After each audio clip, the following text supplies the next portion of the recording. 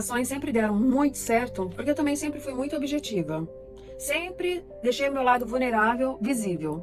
No senso, quando eu estava me apaixonando, eu escrevia. Eu falava, olha, eu tô gostando de você. Acho que eu estou gostando de você, mas fica tranquilo que da mesma maneira que eu entro, eu saio. Porque eu acho que nós devemos ter mais relações autênticas. Então, se você tá com saudade daquele amigo, manda mensagem. Se tá pensando em tomar um café com a tua amiga, manda mensagem, escreve, marca. Mas não aquele marcar, vamos se ver um dia. Não, agora. Agora. Porque a vida tem sede de vida. A vida tem sede de você. Não fique abafando os teus sentimentos. Não, ame agora. Fale agora. Haja agora. Seja autêntico agora.